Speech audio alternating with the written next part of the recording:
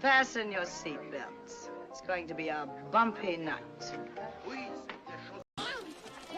But tell me, Eddie, is that a rabbit in your pocket or you just happy to see me? Hello, everyone. Welcome. Normally, we do this about middle of the month, like this Cringe Factory is at the beginning of the month, and the top 10 is at the end of the month. But because it was July 4th yesterday, I wanted to time the ones and twos discussion around the titular holiday because Jaws, and like the one that we're talking about now, and Jaws 2 will be next week, is very much a July 4th movie if you think about it. I mean, it actually takes place around July 4th because the big deal in the film, or one of the big deals in the film, is like Amity Island, and we'll be going into this, is very much like a tourist island. I wouldn't necessarily, well, I'd probably go as far as to say their economy would collapse if tourism stopped at that point because... Quint points that out. Yeah. And which reminds me essentially of Guam. When I was in the military, I deployed to Guam like 3 times. And if the military were ever to leave the country, like basically leave the bases, and tourism were to dry up, it would be very much like what Amity would have faced pretty much in the movie. And that is like pretty much an economic collapse. Mm-hmm. So the July 4th holiday very much factors into this film because of the fact that tourists come to the island, especially to the beaches. And so when a shark happens to decide to stake claim in the waters near Amity Island, it pretty much kind of puts a monkey wrench into that whole scenario. So you have like the mayor and the people who own businesses wanting to keep the beach open, even though Roy Scheider, who plays Brody, the sheriff, is like, no, we gotta close the beach. Like, we literally find a body. The movie opens up with a woman being eaten. We'll go into that, and subsequently washed onto shore. And Brody, like right off the bat, even before the autopsy is done, is like probable shark attack. Pretty much, like probable cause of death, shark attack. So, but anyway, so we'll go into, I'm going to say hello to the chat and we'll go into the discussion. But first, Orange Chat, let everybody know where they can find you and all that fun stuff. And I'm just noticing you added Hooper to your name because Hooper was Richard Dreyfuss's character. Yep, I'm Orange Hat Reviews. You can find me on YouTube, Twitter, Odyssey, Rumble, and all the other most of the other alternate platforms. I do mystery reviews, 1s and 2s with Mara on Wednesdays when the 1s and 2s come around. I also do the Barroom Podcast Tuesday nights with Society Reviews. I do mystery reviews Tuesday afternoons. Next week's hint is a 30-year-old film. Sundays, I do Infinity Saga Sundays. We're doing Captain America Civil War that Sunday night at 8 p.m. with the Hat Crew. And I'm on Twitter mostly. You can find me there. And that's about it, yeah. All right. And obviously you can find me here. I do have a live channel where I do a stream early Friday afternoons where I go into articles and hang out with you guys in the chats and then follow that up with a gaming stream. But right now we'll be talking like the 1975 classic Jaws. And next week will be Jaws 2. A sequel that, is it as good as the first movie? No, objectively it's not as good as the first movie. But I think as far as sequels go, it does hold up. It does hold up. It's a decent sequel. You can, in my opinion, even with slight timeline inconsistencies, in terms of certain characters, you can go from watching the first movie to the second movie. The third movie on,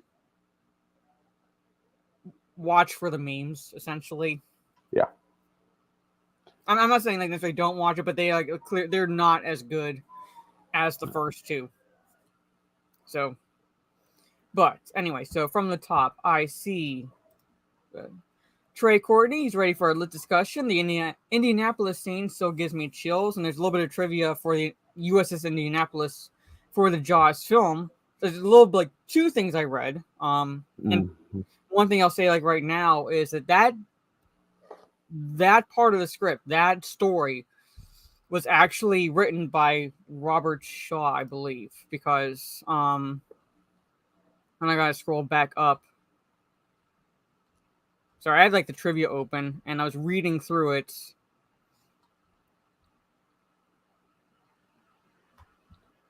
When we get to that Indianapolis scene, I also got a little bit of trivia to add to it if one of your trivias doesn't or isn't that same trivia.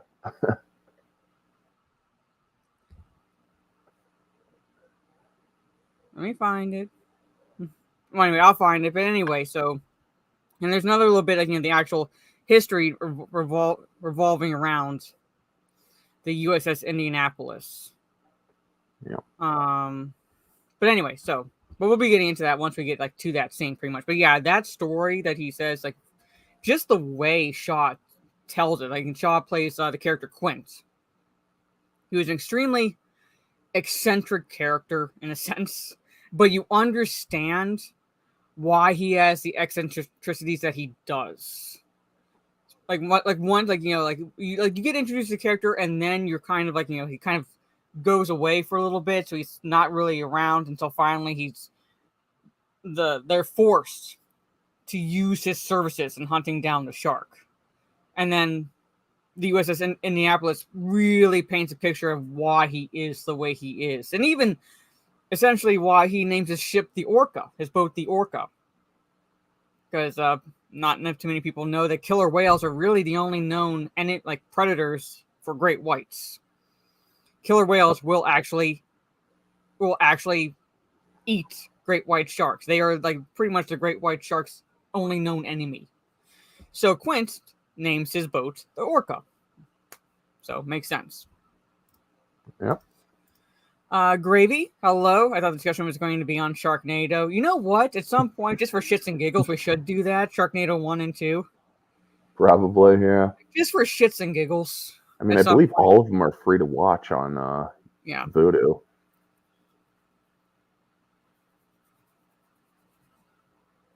So, lifeless eyes, black eyes like a doll's eyes. Like, just the way he says it. It's very much...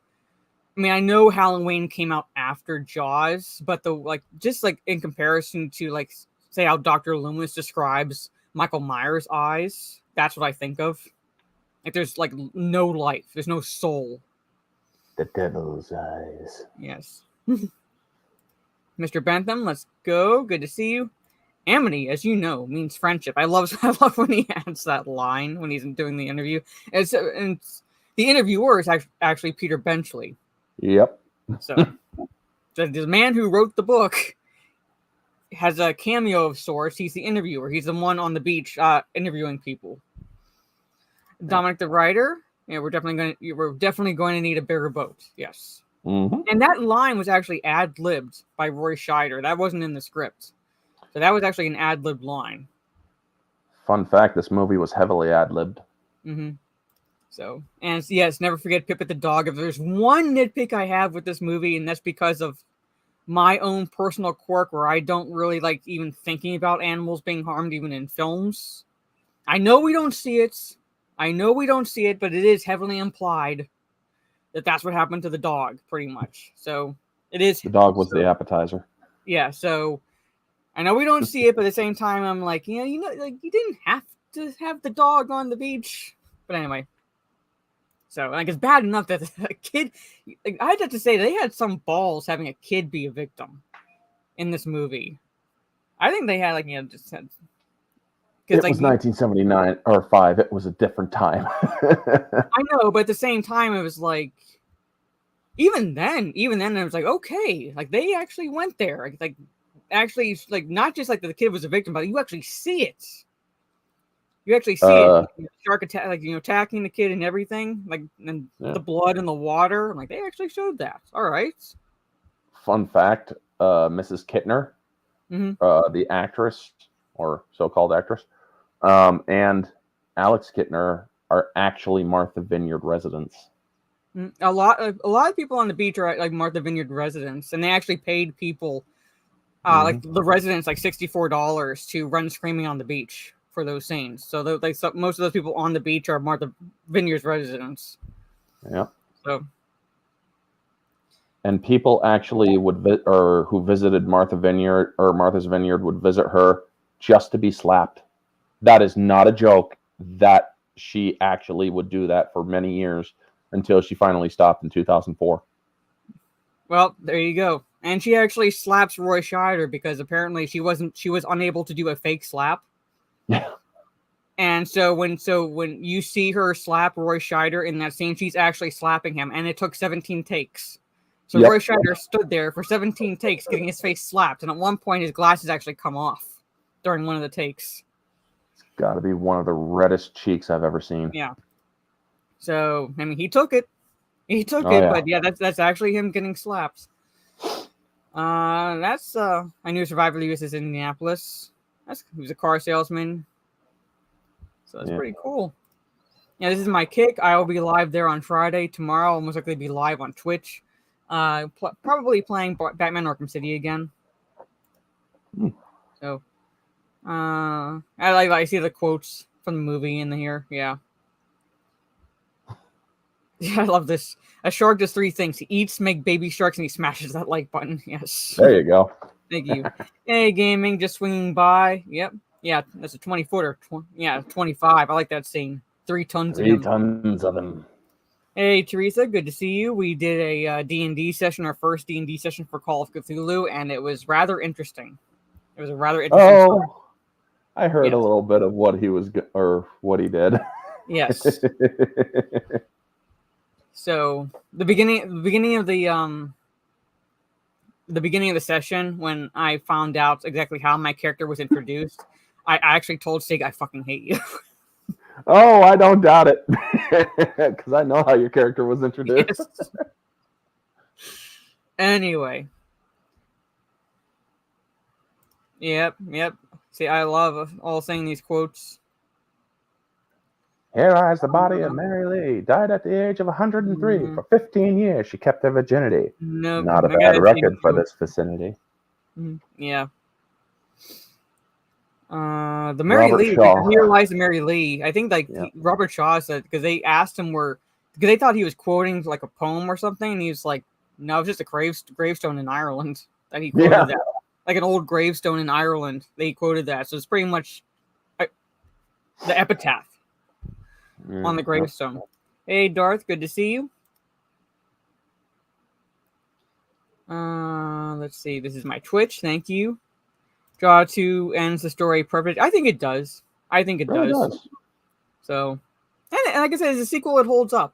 Like, was it necessary? Like, Luby says no, but it's like as far as sequels goes, you can go from the first movie to the second movie, and it still be like pretty enjoyable.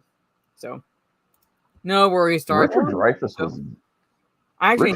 was young in this. Mm-hmm. He was one of the newer actors on the scene at the time, Richard Dreyfuss. And oh my God, he and Shaw could not stand each other. They couldn't stand each other, but he over the years found a deep respect for Shaw, and he did respect. You can like not like someone, but at least respect the person. But while they were filming, they so disliked each other, but it made for good tension with the characters, especially in certain scenes. Very much. Yeah, we pretend at the very least that Jaws: The Revenge does not exist. Yeah. Pretty much. That's what I gotta say to that. So make sure I say don't miss anyone. Yeah, I know it's a true story. But it's basically embellished by Quint.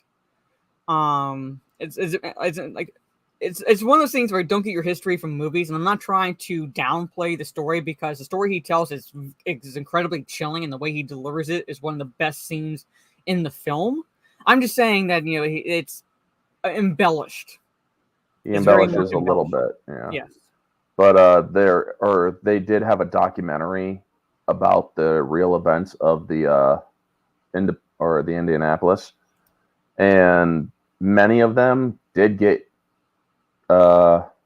taken by sharks, but a lot of them succumbed to drinking seawater. Mm-hmm. So I think, like, it's like there was like an account that said at least initially, the sharks were fine with feeding off the already dead sailors. So, like I said, I'm not trying to take away from that scene. I'm just saying that it's a bit exaggerated. Yeah.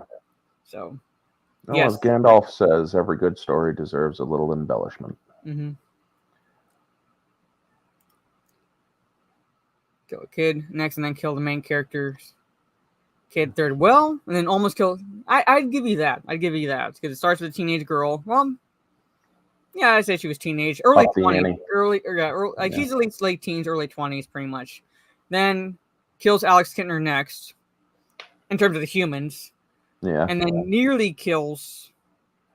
At least from what we see, nearly kills the main character's kid, his older son. But technically, there is a victim before we see, which was Ben Gardner. Ace. Yeah. We don't see it, but there's technically a victim between the second and the third that we do see. Yeah. They shot that in a freaking pool. The Ben Gardner boat sequence. You know what? I honestly couldn't tell. That's how. I learned that today. It was shot in the editor's pool. Mm-hmm. I knew some scenes had to do it, but like I love how I couldn't tell. You can't, exactly. That's how good a lot of people say that. I mean, yes, you got your technical goofs in this film. Yeah. But the way that they used their budget well, because they did they went over budget on this, they did well with what they had to do in order to get this movie done. And this movie also does have a common thread with Star Wars director George Lucas and Steven Spielberg. If Gravy's still in the chat, he messaged me earlier today. There's an episode of Bob's Burgers that is very much kind of reminiscent of Jaws in a sense. Mm-hmm. Not completely, but reminiscent of Jaws. And they actually, in that episode, if I remember correctly, has the one character, Teddy, doing mimicking the scene where Quint runs his hands down the chalkboard. But because there wasn't a chalkboard, you had Teddy just going to get the people's attention. But it's very much that scene. Yeah, while we're doing that, the link between George Lucas and with Star Wars and this movie, both of them had heart attacks, and this was their very first blockbusters each. In fact, Jaws, for those of you who don't know, is the very first blockbuster. Mm-hmm. Next, it made like $67 million. It made over $100 million. Well, I mean, I would say it's opening weekend, which pretty much opening. When it opened, which made it's the first blockbuster.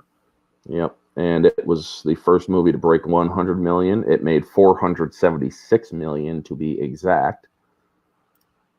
And Star Wars is the first movie to break 500 million. Yeah, so. And both of them ended up having heart attacks after the movie was finished. Yeah, this is called The Deepening. So, if you don't go through all the Bob's Burgers episodes, just find that one, and it's pretty much. I don't want to say Jaws ripoff, but reminiscent of Jaws. And I gotta say, John Williams with the music on this. There's actually a trivia for that. Yeah. Where is it? I read they got kicked out of. Come on. Where is it? Oh,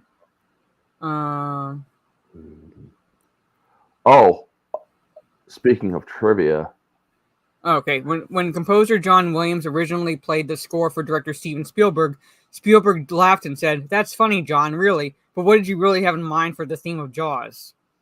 Spielberg later stated that without Williams' score, the movie would only have been half as successful, and according to Williams, it jump-started his career. yep. So, And something I'm gonna have, or we need somebody to ask Lethal or Ryan or somebody who's an Aussie this, because I heard from the documentary that, or this was the 2005 documentary that they did, that at beaches in Australia, if there is a shark spotted, they play the Jaws theme over the loudspeakers, and it clears the water really freaking fast. you know what? I believe it. I mean, Like- I would too. I'm like, I want verification from fucking like Lethal or somebody. There was like when I watched this movie where it's like the deep water, the shark scenes in the deep water wasn't what stopped me from going into the water, because I really don't go that far out into the ocean anyway. I can't deep sea dive or anything, because when I was in Guam, my roommate was watching. You had to watch this DVD for like pre scuba diving training, essentially. Mhm. And it said that if you have allergies that affect your sinuses, you can't scuba dive or anything. So I remember that clearly on the DVD, because I was like, well, that rules me out, because my allergies affect my sinuses and my lungs pretty much. So I was like, not worried about that. But when it was brought up that most shark attacks happen in 3 feet of water, 10 feet from the beach, I'm like, I'm good. I'm I've good. only ever swam in the Atlantic once, and I don't do natural bodies anymore. It's not because of Jaws. Totally different reason, actually. But also, folks, if you think that swimming in rivers that are connected to the ocean will keep you safe from sharks, No, they can swim in 3 feet of water, so they'll come up. well, rivers are fresh water. That's still, but if they're connected to the ocean, even the freshwater areas, you're not safe from sharks in those rivers, because bull sharks can swim in rivers. Yeah, so I'm saying, yeah. I know my shark facts. Bull sharks can swim in rivers. So yeah, they can go in boats. Yep, that's their spawning areas. That's where their pups grow, and they're also the most aggressive. Mm-hmm. I like how this. I gotta go correct. So basically, the movie opens up with, I guess these 20-somethings on a beach. So like right away, there's the only really dialogue you hear initially is basically like, the chatter in the group, and then you have one guy like who's eyeing. Let me see if I can get Chrissy Watkins. Yeah. Oh, whatever. I wish. Anyway, he was eyeing her, and they decided to go swimming on the beach. Yeah. And he passes out on the beach. Okay, come on. I'm trying to get a shot of her in the water. Well, just don't show the underwater sequence or the shark going up toward her, because we'll definitely get struck if we do. All right. So I wish I even without sound, I wish I could play the scene. Like, yes, like I don't exactly want to entirely show the underwater sequences, but I love how she's calling him to the water. It looks like just a normal summer evening. Just a normal summer evening. You have these 20, late teens, early 20-somethings hanging out on the beach. And they two run off pretty much to skinny dip in the ocean and do other things. Like, it's going to be leading to other things pretty much. And while she's waiting, I love how initially she's just floating there in the water. She's waiting for him, and then all of a sudden, just quick. like a very quick, like something just like pulls on her just real fast, but she doesn't get pulled under. Just That was doesn't like actually- get pulled under. That was actually Steven Spielberg who did the first tug. Mm-hmm. Which, I mean, I'm not exactly sure how sharks operate, but I figure it would have, like, I wouldn't say bit her, but scraped her or done something to kind of jar her in that scene. And then she gets pulled again. Okay, tells the audience that something is underneath there that's not, like, latching onto her. And then, yeah, probably a quick bite, like, to release the blood in the water, like release any blood in the water, pretty much. Yeah. And then she gets dragged all around that area, pretty much. And I love it, like, she's screaming, and the dude passed out. Yep, he's just out. He's out cold, not unconscious, but he is just totally inebriated. And the ADR, she describes it from the 20th or 25th anniversary. She described having to, they gave her a bucket of water that they put in her lap, and she splashed water as she gurgled water, just screaming it and whatnot. It was, folks, it sounds seriously violent as it is, or as it's suggested in the movie, because they did that with the ADR, and that's why they won the award for best sound. I mean, it pretty much hooks you with the first scene. At least this initial scene, because you don't see the shark. Nope. You don't see it. You just see the victim and what it's doing to the victim on the surface before she's dragged finally under. And then just goes silent. Yep. And I think, like, just that alone is, yeah, you're kind of like, it's like, kind of like a release of tension, but at the same time, it still has tension there because the audience is left with what happened to her. Mm-hmm. So, which is what I very much appreciate, because, as I see in the chat, less is more. We don't need to see everything.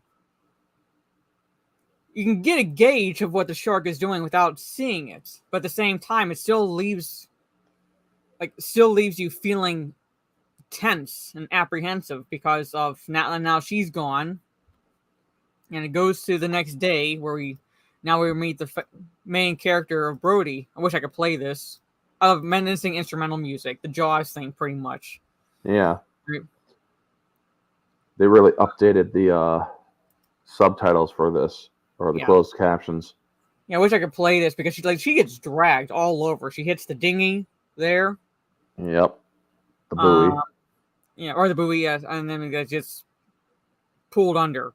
And she tries holding on to it, and then she just down. And he still passed out on the beach. In Amity, There were two 300-pound weights attached to Susan Backlany that were being tugged by two groups of crewmen on shore. One group would pull right and the other would pull left. It took 3 days to film that sequence. Yeah. So this poor woman is doing this scene and getting yanked around by 300 pounds worth of weights by two groups of crewmen. Yeah. Over 3 days. And she had to flail herself so violently. Yes. So,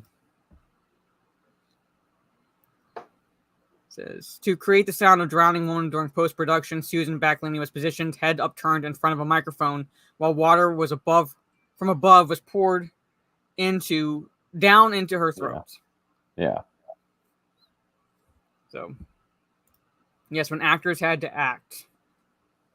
Even during ADR sessions. There's practical effects and things like that, but as far there's no CGI or anything like that. They are forced to act. Yep. So there's only one CGI thing in this film, and when we get to that moment, I'll let you know. Mm-hmm. All right, so we were introduced to Brody. So Yeah, I love that. What did I do? Wash up, bob up, what? yeah, It's a little bit of morbid curiosity. Where he's like, yeah, what do they usually do? Wash up or float up or what? Because like basically we basically find out, in the subsequent scene that he most likely was called by his deputy because there was a report of the young woman from the night before. She's missing. And remains have been found. Possibly. Well, the remains haven't been found yet, but possibly drowned. So, because what do they do? Wash up, float up. That's kind of suggestive there. Yeah. Well, I mean, it's kind of suggested, but at the same time, it's like we don't know what it is. They don't know what it is yet. It's just that the young woman's disappeared. They haven't found her body yet. She disappeared while swimming, so they're not sure what exactly happened. They haven't found the body yet. The body's discovered after he gets to the beach and is essentially questioning the young man that was with her. And so it's like you get a feel for basically the character. And one of the quirks about this character is he won't go in the water. And yet he takes a sheriff position on an island.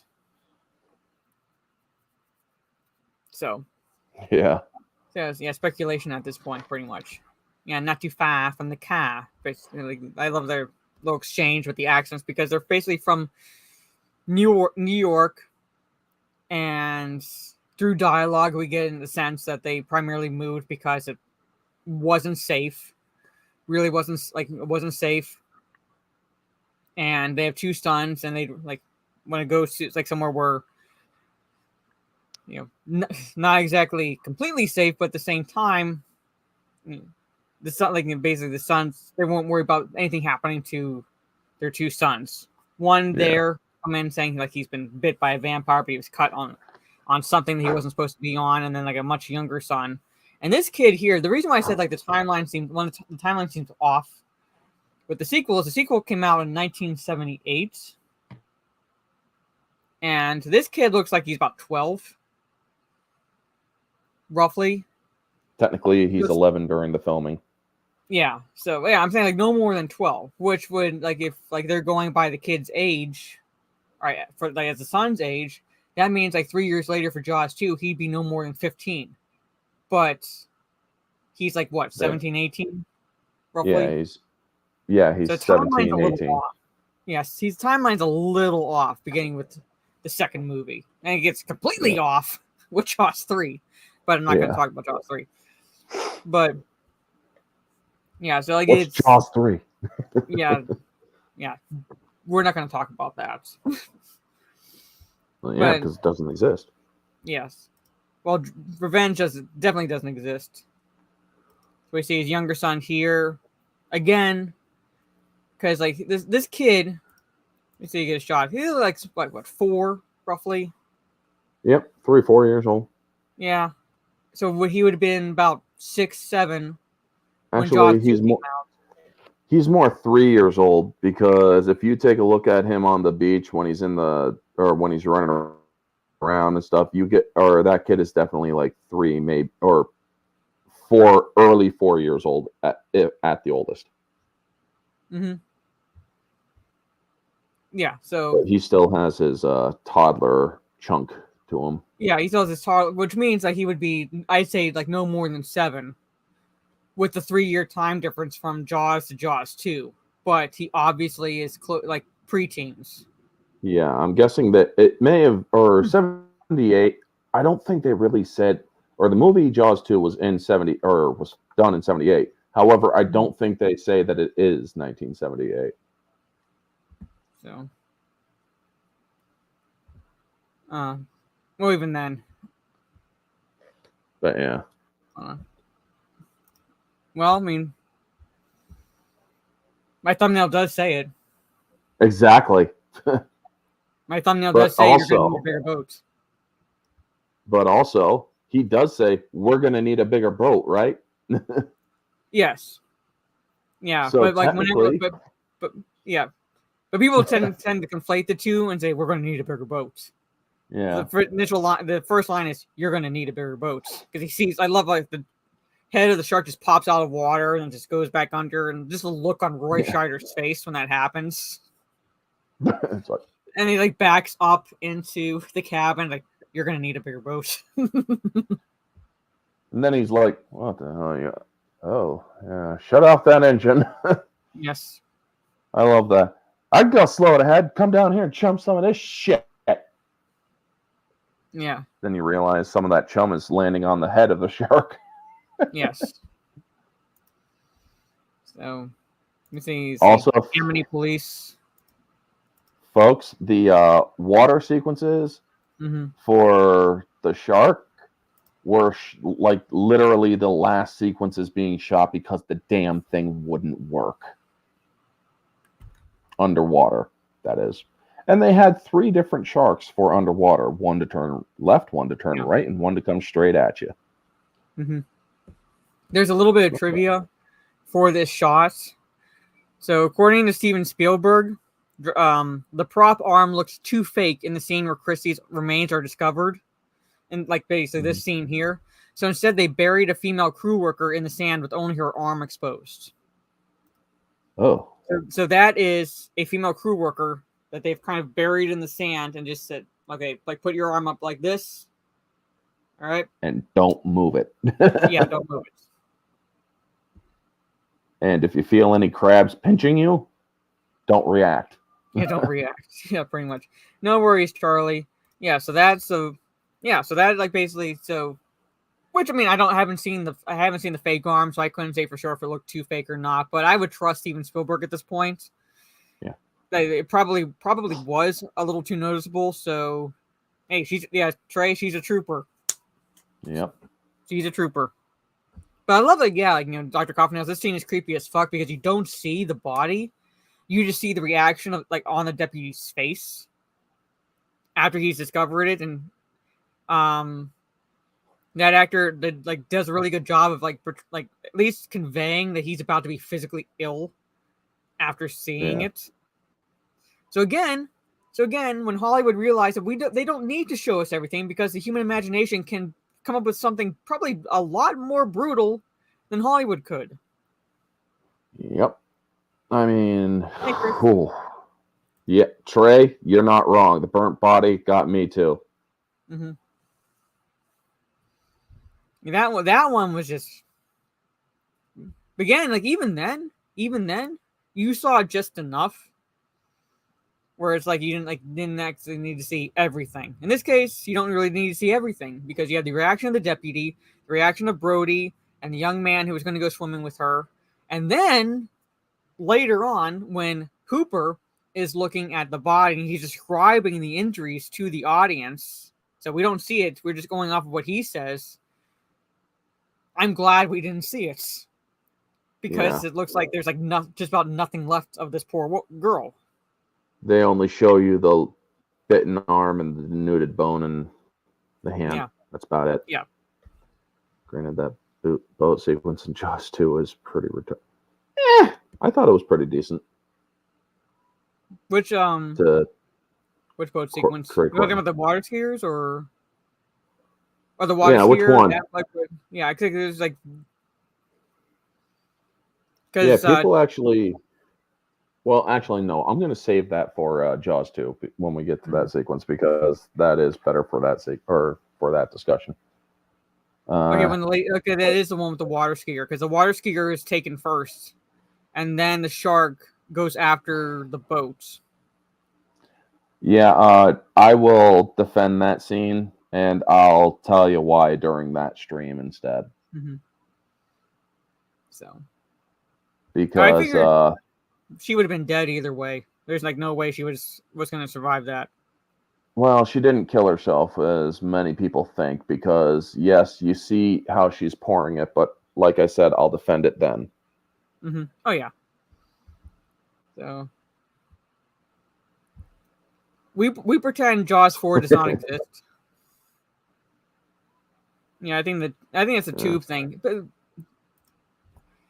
all we need to know is Jaws 4 has a psychic shark. That's all we need to know. So that's why, like, if you're gonna watch it for the memes and Mario Van Peebles' Jamaican accents.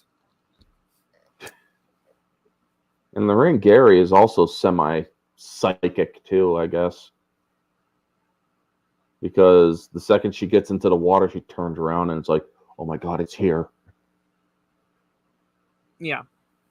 So, yeah, the roaring shark. Made no sense. Yeah.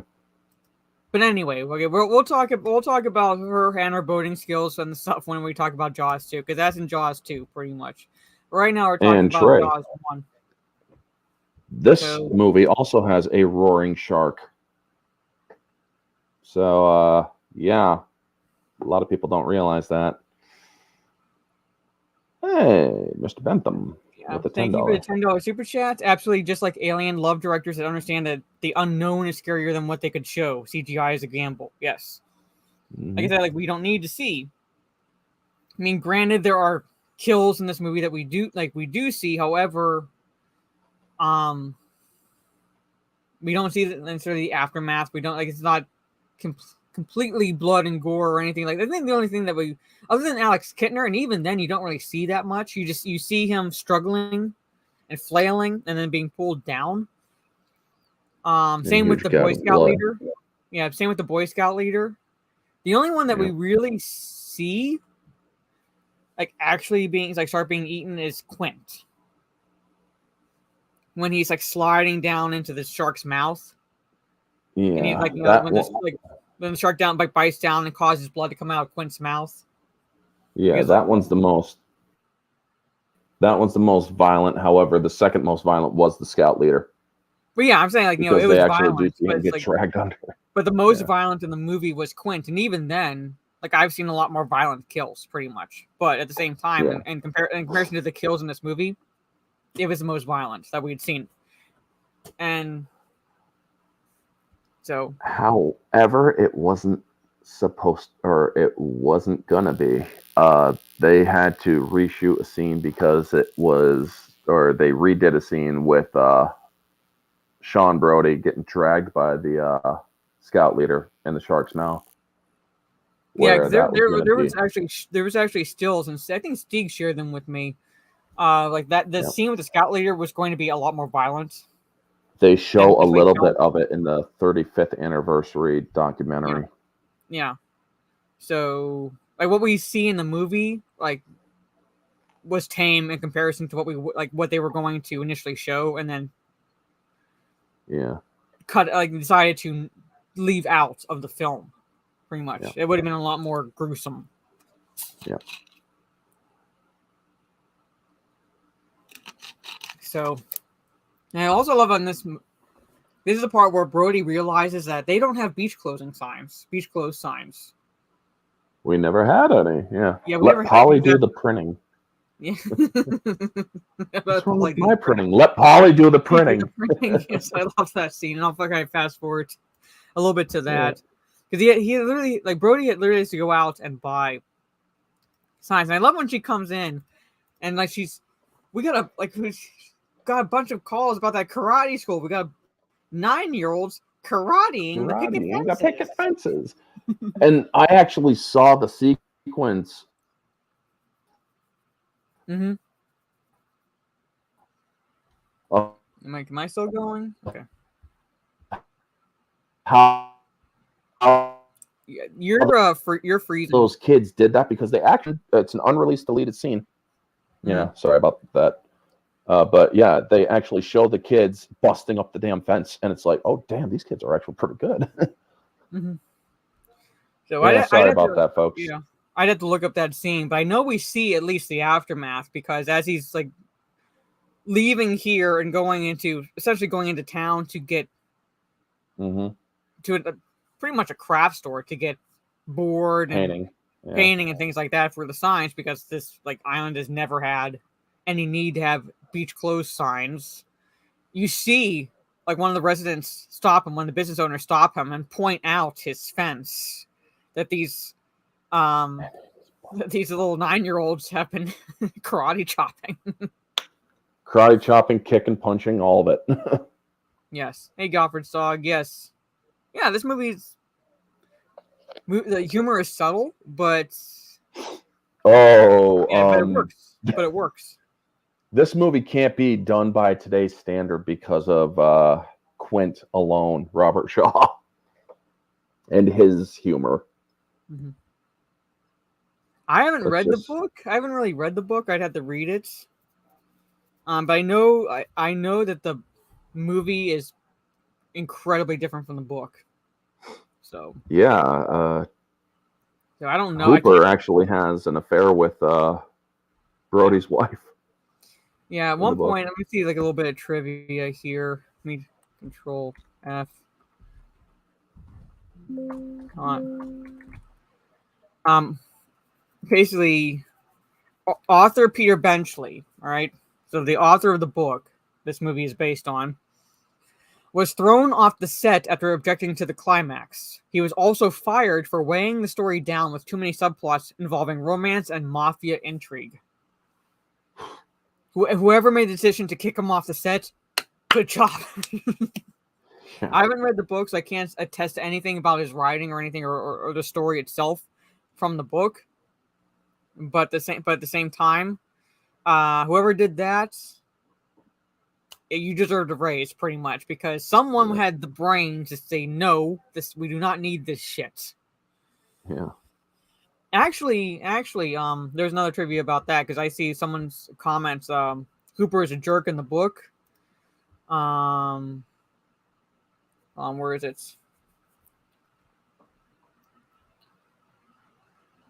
Something with Spielberg.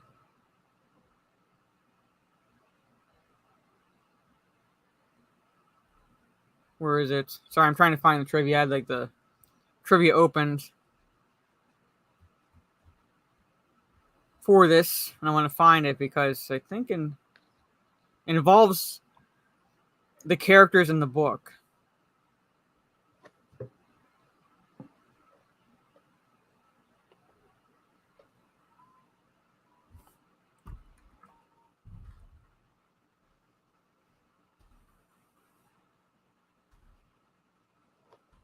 Come on.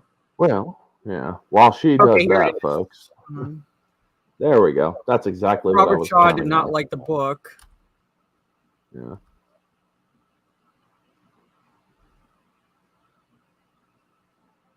Steven Spielberg estimated the final script had a total of 27 scenes that were not in the book.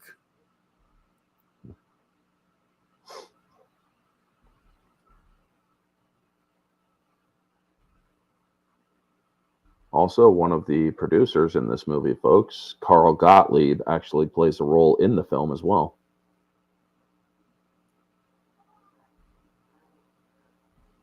Something about the characters being unlikable in the book. Huh. And I remember... Right. Come on. It's like so many... Alright, so I could have sworn that's... I think it was like Steven Spielberg originally didn't want to do it because of the characters being so unlikable. Anyway, but I remember there was a trivia about about that. So, but yeah, so I want to see if I can get a shot. There, probable cause of death. At a time when you needed typewriters to fill in reports, right off the bat, probable cause of death. Brody writes in shark attack. Look at the top date. Yeah, 7/1/74. It's about 3 days before the July 4th holiday, and technically a year before the release. But so they're setting it a year before the release. Yeah. So there it is. Coroner's removed to coroner's office. So it says 11:50 p.m. That's most likely the time of death. Yeah. So student. Yeah. So yeah. See, the mafia shit was too Godfather. Yeah. Yeah. So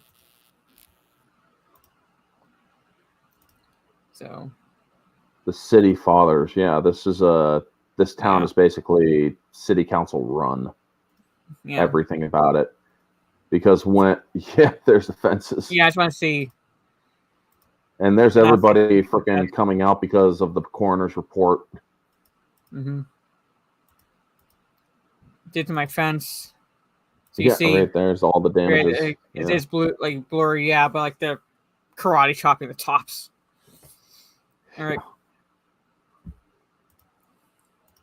So he's getting the supplies. Promise I'll get to you. So I love how he spills the paintbrushes. yeah. And let Polly do the Yeah, printing. do the printing. Let Polly do the printing. What's wrong with my printing? Let Polly do the printing. Yes. Oh, no. Why is it playing? So this is, I love, like, basically, so I want to talk about the mayor a little bit. So I'm trying to skip through some scenes. Yeah. We can't exactly cover the entirety of the movie. But Mayor is played by Murray Hamilton, and I very much enjoyed his performance in this movie. Again, I can't really compare the character to like how the character was in the book, pretty much. But so I can't say for sure, like, you know, the reason why. In the book, at least, why he wants to keep the beaches open. But in this movie, it implies that he wants to keep it open because of the economy, essentially. Political essentially economy, for the economy, the tourism, and things like that. So, like, you know, it's one of those situations where it's like, you know, he shouldn't do it. Like, he's a little, like, you know, a little bit. I don't want to say self-centered, but should have been like thinking more about the safety of the people, pretty much, because it's like no one's going to want to come if there's a possibility of dying around the beach. But at the same time, you kind of understand where his back is against the wall, and he has pretty much the businesses yelling at him through on one ear, and then Brody yelling at him in another ear. Yep. So it's the town's best interest, or yeah. I was just thinking of the town's best interest. Yes. And I love his coat. It has it has anchors all over it. Yes. So it's like, it's one of those situations where it's like, I don't entirely sympathize, but at the same time, I can kind of understand, because he was pitted between two different viewpoints, where you have, like, basically the business owners wanting to keep the beach open because of, like, you know, they lose any business, it hurt the economy on this island because they rely on tourism. And on the other hand, you have Brody wanting to close the beaches, and why it should be closed. The beaches should be closed. So he needs to kill tourism. Yes. So, well, I think there's people out there that maybe don't like it as much as other people. I don't know if there's anybody that really hates it. So, yeah. But yeah, politics, like I said, it's one of those where it's like you roll your eyes at it, but at the same time, like, he's not like I wouldn't call him necessarily a political scum or anything. He's one of those ones where he's trying to make everyone happy, and ends up making no one happy, essentially, because of what happens in the movie. And it's as Quint says, because the town he says, this town, we need summer dollars. Yes. It's a summer town. Mm-hmm. And Quint basically reminds everybody, it's like, you want to ante up or you'll be on welfare for the whole winter. Yeah. Yeah, I wouldn't call him evil. Just he's trying to make everyone happy. And it, no pun intended, it comes to bite him later. Yep. Pretty much. So he's not like, he doesn't have evil intentions when he does this, or when he, like, makes his decisions. They're not the right decisions, but he definitely does not have any evil intentions. But we'll talk about this when we talk about the second movie, and that is, like, his character is kind of done a disservice in the second movie, because there's a scene when Brody, and we'll go into more detail, when Brody brings the developed photograph from this missing diver's camera which looks to have taken a shot, at least, of a shark's eye. And he's taking us to this council meeting, and the mayor's there along with basically the other members and so forth. And he's trying to point out to them, that's a picture of a shark. There's another shark in this area, and everything. There's actually a scene. Yeah. Dr. Hoffman, he stands up for Brody in a deleted scene, and it's cut. Yeah. That's why his character is done a disservice in the second movie, because it looks like he basically does a 180 back to how he is almost in this movie.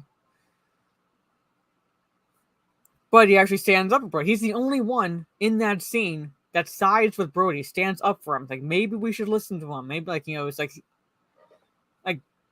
and so forth. But they took it out of the film. So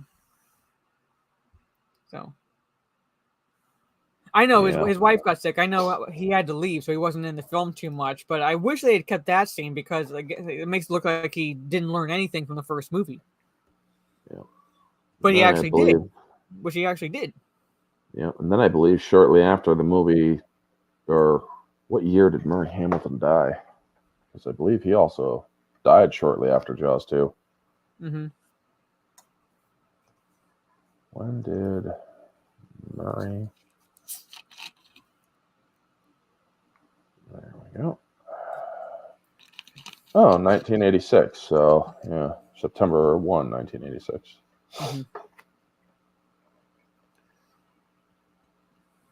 Yeah. So, yeah, he's essentially the people pleaser politician. He's trying to make everyone happy because of what the island relies on, especially during the summer, the tourist dollars. Yeah. So, and the coroner, when Brody and the rest of the freaking city council, they actually basically kidnap Hendrix just to stop him from getting the signs made up, because he's also on or Hendrix is in the car on the ferry with the city council. Yeah. Let me see if I can just get a shot. Yeah, another 10 seconds. Yeah, there he is. And there he is, right there. Yep. Yeah. So they pretty much Shanghai him. Yeah. And bringing him with them while they're... So... And I love this scene. I love this scene because, again, it kind of even the coroner is willing to fudge the facts a little bit. So, news doesn't get out that they have there was a shark attack the July 4th holiday. Because Brody, what else could have done that? What else could have done, the injuries that this girl sustained that caused her death? And it's boat propeller, wasn't it? Boat propeller. Yeah. And it's the mayor that tells him that. Well, yeah, I see. Yeah, a boat propeller. Boat propeller, yeah, a boat propeller could do it. We'll have to amend our reports. Yes. Yeah. And the guy in back of the mayor is the producer of the movie, Carl Gottlieb. Mm-hmm. Yeah, so he plays when we see him initially, he's coming out of the Amity Gazette building. Yeah. So he's the paper runner. Yeah. News. So I think he and Peter Benchley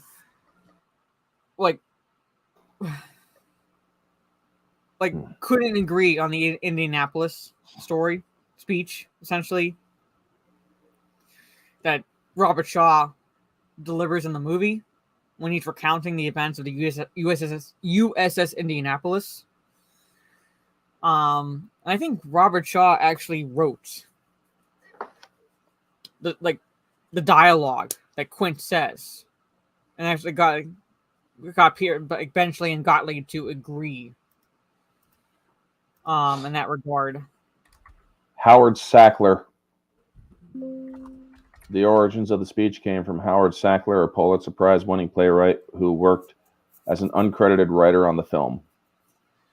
Okay. He wrote the Indianapolis speech. Because I learned that earlier, and I forgot the name of who it was. Oh. Yeah, okay, so basically, Quint's tale of the USS Indianapolis was conceived by playwright Howard Sackler, lengthened by screenwriter John Milius, and rewritten by Robert Shaw following a disagreement between screenwriters Peter Benchley and Carl Gottlieb. Shaw presented this text, and Benchley and Gottlieb agreed that that was exactly what was needed. So basically, Shaw, like the final story, Shaw saved that scene. So that's Indianapolis story was saved by Robert Shaw. And a funny thing about the Indianapolis thing, folks, it was declassified the year prior. Mm-hmm. So in 1973, the events of the Indianapolis were declassified because it was, or as Robert Shaw said, a secret. No distress signal had been sent. So while John Milius has long taken credit for writing the USS Indianapolis speech, Carl Gottlieb claimed he actually had little to do with it, giving Robert Shaw all the credit. According to Gottlieb, the only line Milius came up with that remains in the movie is earlier in the film, when Quint tells the people of Amity, "I'll find him for 3, but I'll catch him and kill him for 10." So that's, according to Gottlieb, that's the only line left that Milius wrote that's in the movie. Yeah. Am I coming in clear? Yeah, you might have to keep the camera off. I don't know if it was just the camera or StreamYards or both. Yeah, I'm guessing has a little bit to do with the weather up here as well. Mm-hmm. Probably. Because my internet's been going up and down a little bit. Yeah. Yes, Robert Shaw saved the movie, basically.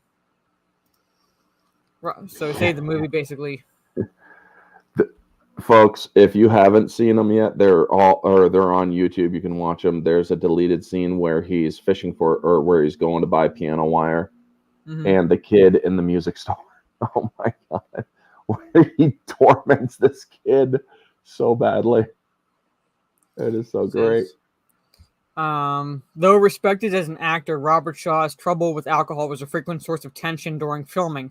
In later interviews, Roy Scheider described his co-star as a perfect gentleman whenever he was sober. All he needed was one drink, and then he turned into a competitive son of a bitch. According to Carl Gottlieb's book, The Jaws Log, Shaw was having a drink between takes, at which one point he announced, "I wish I could quit drinking." Much to the surprise and horror of the crew, Richard Dreyfuss simply grabbed Shaw's glass and tossed it into the ocean. When it came time to shoot the infamous USS Indianapolis scene, Shaw attempted to do the monologue while intoxicated, as it called for the men to be drinking late at night. Nothing in the take could be used. A remorseful Shaw called Spielberg late that night and asked if he could have another try. The next day of shooting, Shaw's electrifying performance was done in one take. Yep. So it's amazing what he could achieve when sober. Yep. I love Richard Dreyfuss is like, "I wish I could quit drinking." All right, just grab the glass and just toss it into the ocean.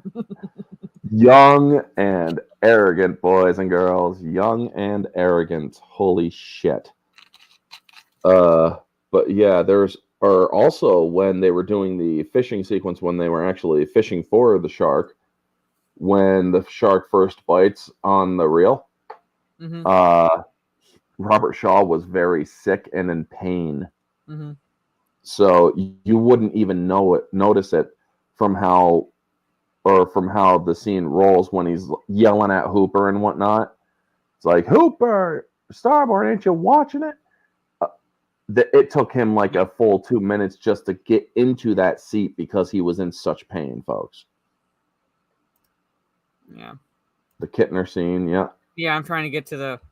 Because not long after... Basically, the movie gets going rather quick. Sorry, poor Pippet.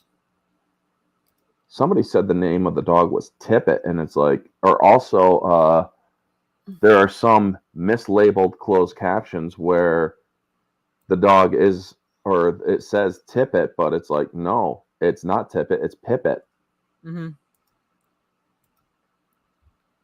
You can clearly see the guy saying Pippet. Yeah. Yeah, there you go. Don't like. So. The dog was. Oh my. Yeah, look at that huge gout of freaking blood. Yes. So that's the shot I was trying to get without playing the movie, pretty much. Where it's like, again, like, yes, this is 1975. It's a different time. It's a different time than now, like, especially nowadays. Like, filming certain things or saying certain things that, with today's socio-political climate, especially amongst SJWs, wouldn't get away with. But I feel it was a rather ballsy move to have the second victim be a kid. And fun fact about this, the scene or the part where you see the shark's fins come up and nab the kid, Mm-hmm. that's a puppet, or not a puppet, but a mannequin that the shark bites into. But it's not just a mannequin, it's a female mannequin, one with breasts. Oh, wow. And it's like, that's the only scene you actually see the mannequin in, is where the first initial nip from Bruce, the shark. Mm-hmm. Is that done now? It would be terrible CGI. You are absolutely right, because it took an hour just to. They had to do that multiple takes because the kid accidentally or was supposed to go underwater, but his leg came up and ruined the shot a bunch of times. Mm-hmm. So it took out an hour for each, in between each take, for the red dye to clear out. Yeah. So. Yeah, pour one out for Pippin. Yes. And this is just. And again, like I said, it's like just we don't exactly see everything that's happening, but we see enough of the blood to know that this no way this kid has survived. No major arteries or. Yeah. So even if somehow the shark decided not to eat the kid, he would have bled out, like based on the injuries.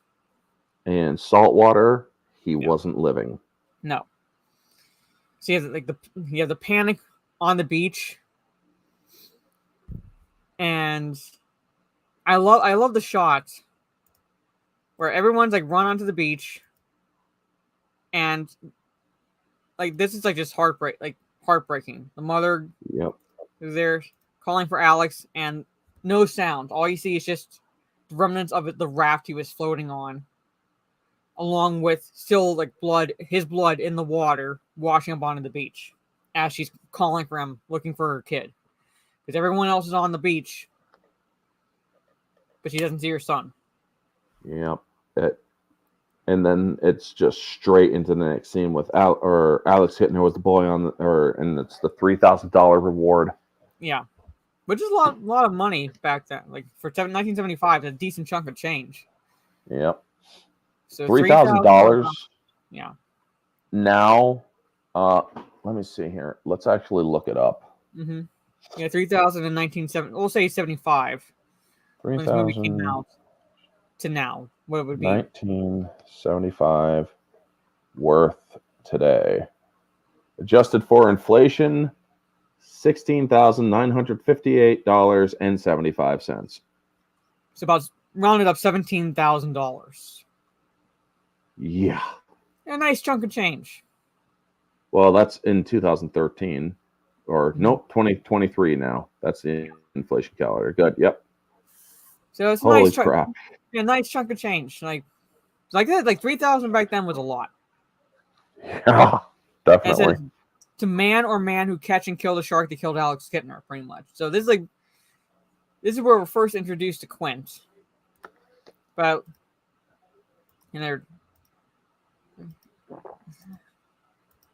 although it's basically chaos.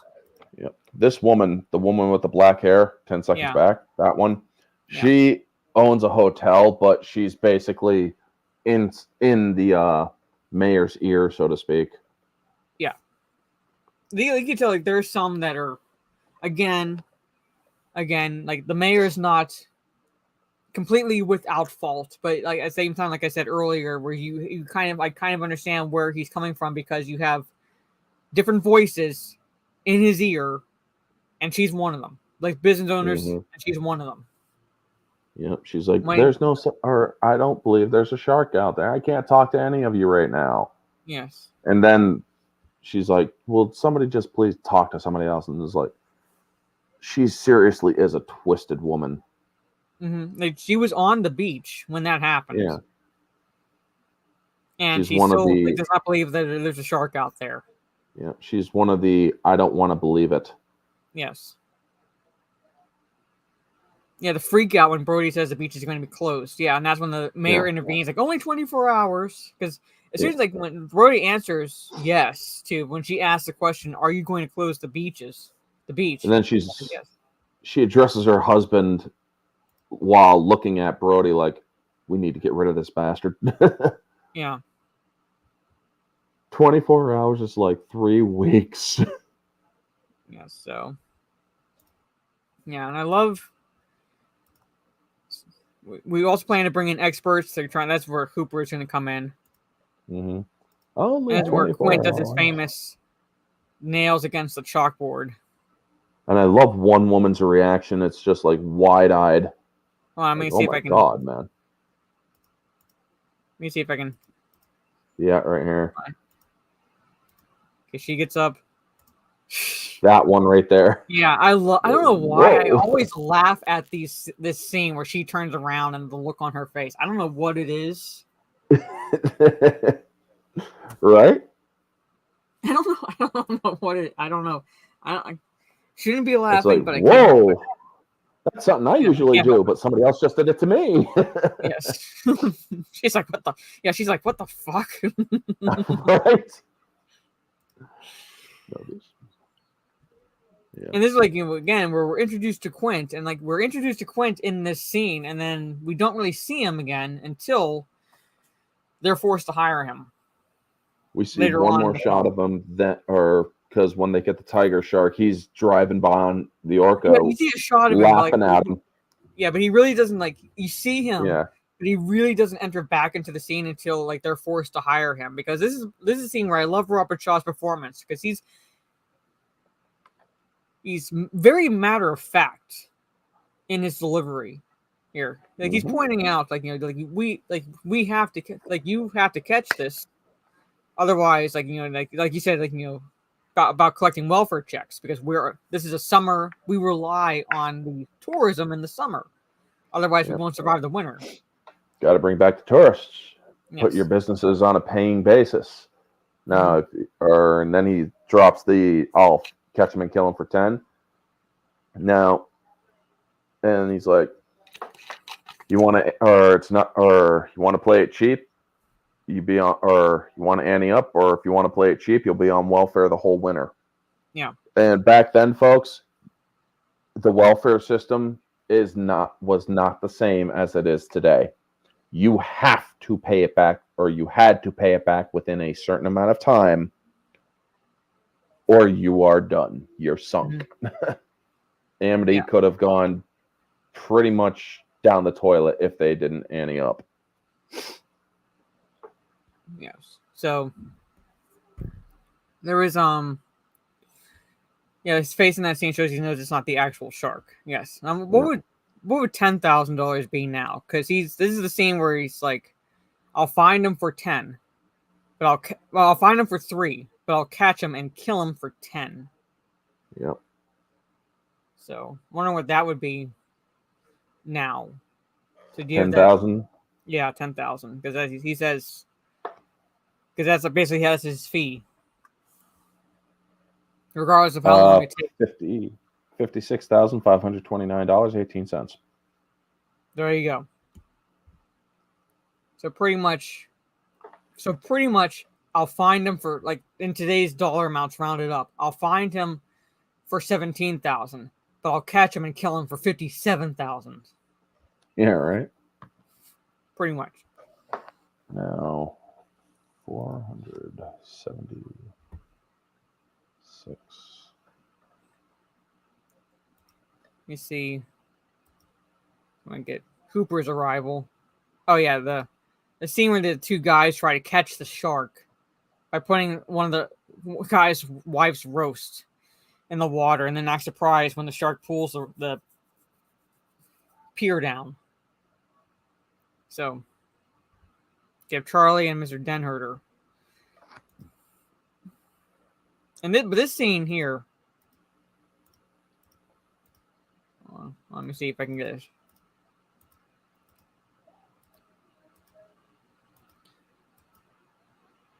this part here always unnerves me because the dock gets pulled out into the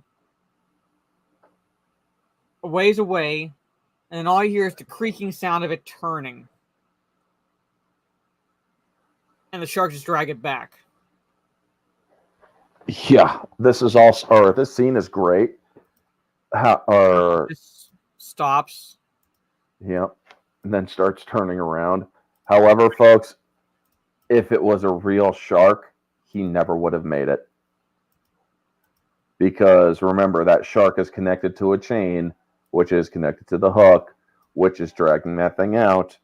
So it's got a good 15 feet of drag. Yeah. That shark would have gotten him before he got in.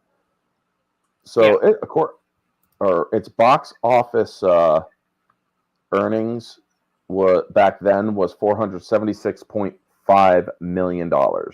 Now, adjusted for inflation, $2,693,615,529.74. It's amazing what the box office can be whenever you put out actual good products.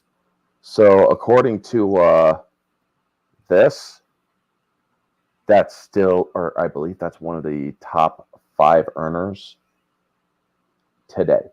Mm-hmm. Possibly. Yeah. So it's amazing when you actually put out good movies. Yep. The revenue that's like the profit that the movies generate is actually the result of people going back multiple times to see a film. Not just opening weekend box office numbers, but the longevity of the film, the success is reliant on how many times people actually go back to watch it. Is it a one and done movie, or is it through good word of mouth, pretty much drawing people into the theater? And not only that, this movie was one of the very first movies to be marketed on television for a theater. Mm-hmm. So yes, this movie received great marketing. It had what's his name, Rodriguez, doing the whole voice thing for the psych up for the Jaws, who also has passed away. The guy that did the voice for the trailers for this movie, like, God created the devil with a deep, menacing voice. A lot of people are like, oh my God, that dude totally got my ass in the theater. Yeah. Especially when tickets were like a lot cheaper than they are now. Tickets were actually cheaper than that back in 75. Yeah. They were a lot cheaper than they are now. And considering, like, you get to factor that into the box office, tells you how many people saw it. Or multiple $10 movie tickets here. Yeah. Like, in my area, it's a movie. So. Yep.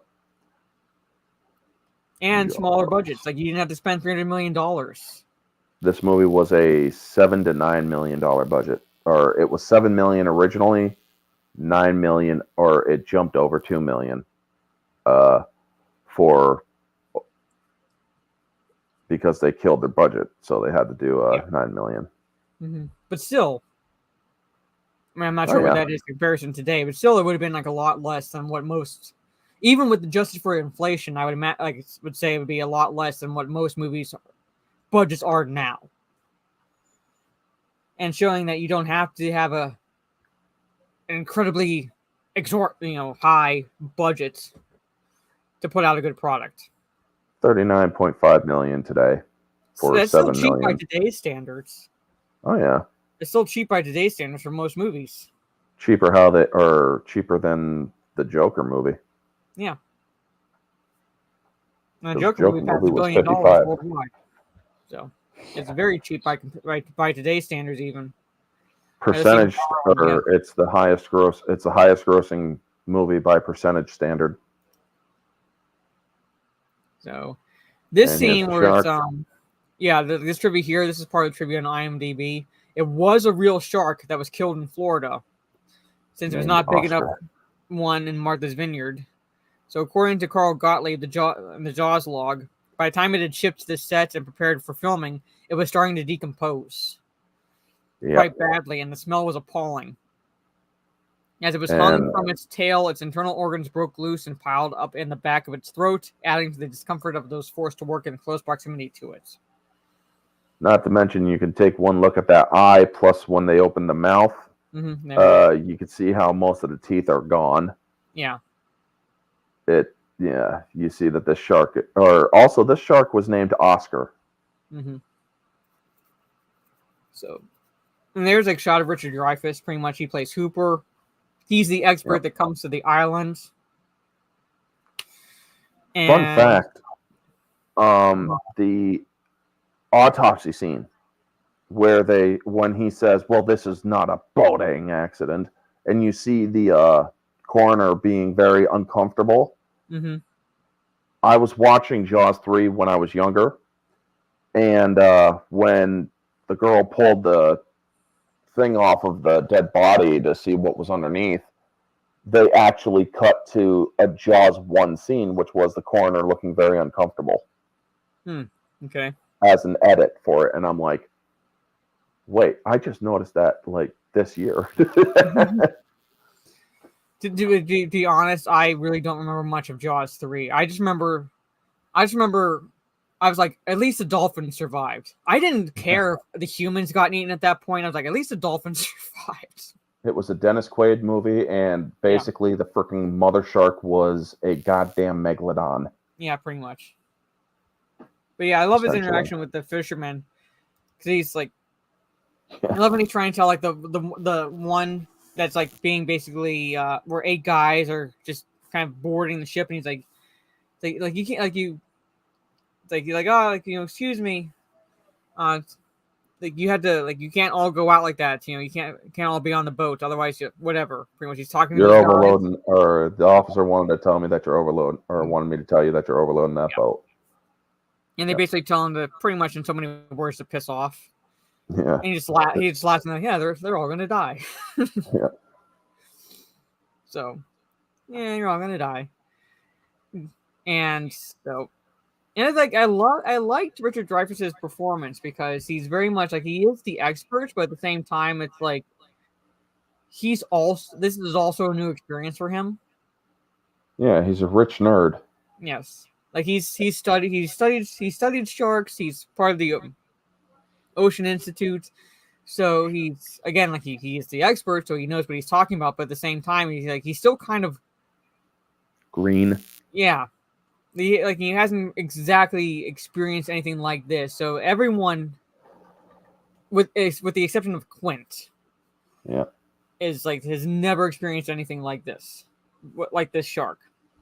And even when he is going down, because when they cut open the shark to see if it's the one that killed Alex Kittner. Later on this evening, the same day, pretty much because the mayor refused to let that happen. Yeah. And they go out on the boat, and Dreyfuss is going down to search the wreckage. Yep. You find that head there. He freaks out. My mom was watching this with me on July 3rd. And it was the first time she's seen Jaws since it was in theaters. And when she saw the head, she jumped in her chair. Yeah. She jumped, and I'm like, oh my God, I haven't seen a reaction like that in so long. It was so great. Yeah. Would have had the same reaction as like Hooper, pretty much, because he just panics. Yeah. He panics and just bolts back up to the surface. Because what he was doing, because we're not going to cover every scene, but he describes how he pulled a tooth the size of a shot glass. Yes, because that's what he was doing when he swam down. And he was searching the wreckage, and in the wreckage there was a tooth, and then as he's pulling it out, the head appears, and he just drops it. Yeah, it's a great white. Yep. Fun fact, folks: if a shark had bitten into that, or if a tooth had dislodged, it wouldn't have been sticking up like that. It would have been point down. Yeah. So Hooper is basically talking with the fisherman because he's concerned about the bite radius. The bite rate, the bite radius of the shark. Like, is it actually the one that has been doing this? Because he's not. Because he's like starts measuring the shark's mouth. Well, he's ruining these guys' chances at getting $3,000. So Yes. Yeah. So. and that's what they're pissed off about. Mm-hmm. So this is the scene we're talking about. Let me see if I can get a shot. Yeah, they're going out. Basically, they cut the shark open. And I like how Hooper pulls out a license plate because he basically calls sharks the garbage disposals of the ocean. Tiger sharks, yeah, they're garbage cans. Tiger sharks are like garbage cans. They'll eat anything. Yeah. So he pulls it kind of like He also pulls out a freaking tin can from it. Yeah, he pulls the license out, and he's like, "Just as I thought." It came up from the Gulf Stream because he pulls out a Florida license plate, Louisiana or Louisiana, sorry, but down south, down south. It came up in the Gulf Stream, pretty much. Also, folks, fun fact: that same license plate is in another shark movie, Deep Blue Sea. Mm-hmm. So this is Ben Gardner's boat. So I'm trying to get a shot, show everyone. Like he's just this is the scene that was shot in a pool. Yeah, and I couldn't tell. Yeah, I know the trivia, reading trivia afterwards, but just the lighting and how the scene was shot, it did not look like a pool. No, it didn't.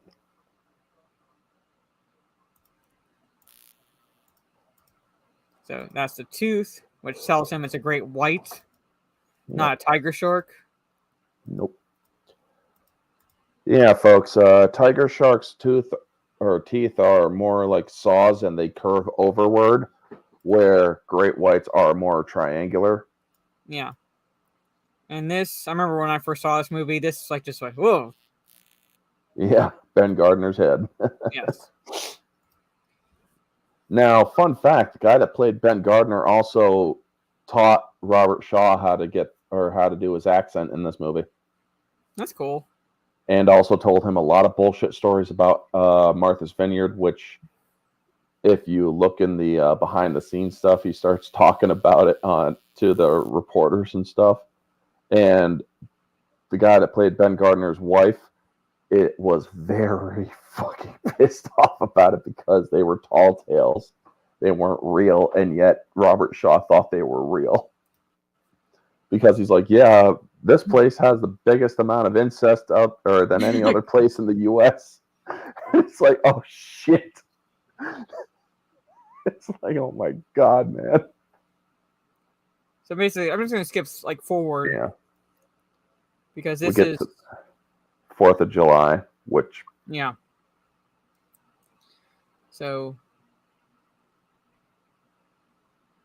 See, the thing is, what I don't get about the scene, there seems to be a continuity, here.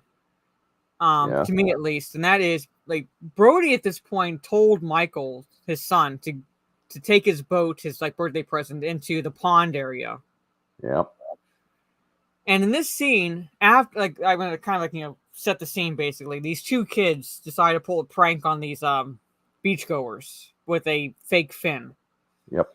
And if I had been one of the shark spotters or one of the people out on the boats and realized it was a prank, because I love the shot where the kids turn around and they see these.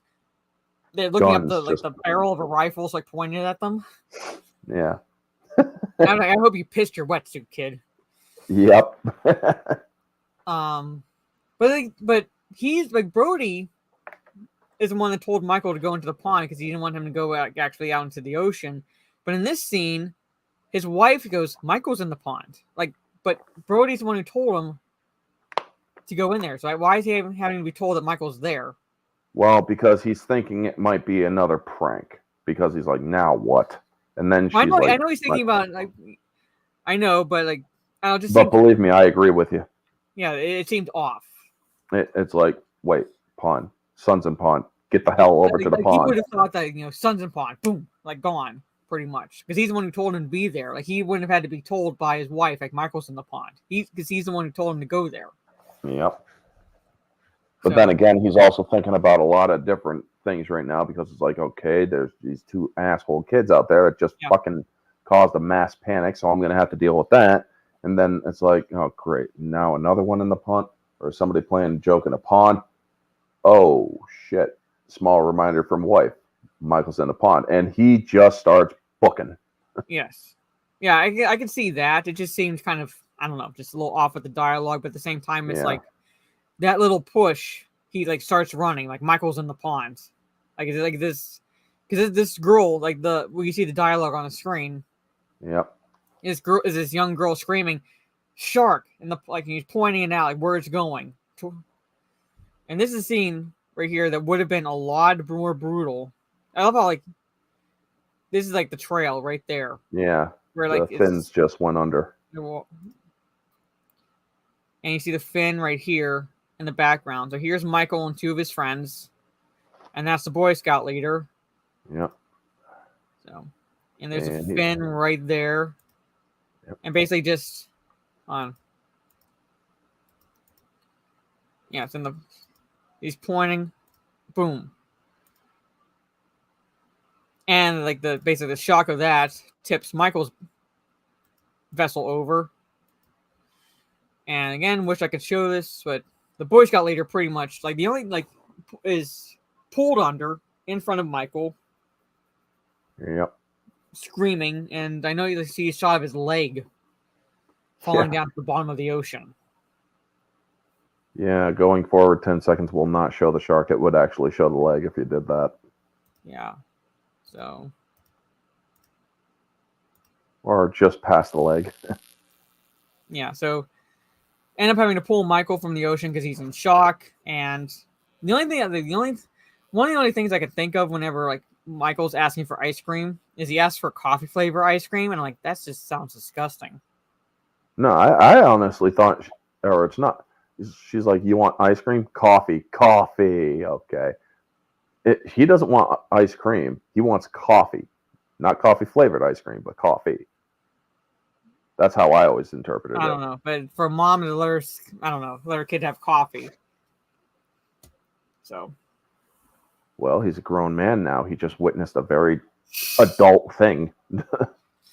And I love this exchange with Brody and the mayor. Yeah. So, I'm truly sorry. You got a pen, Larry? Sorry.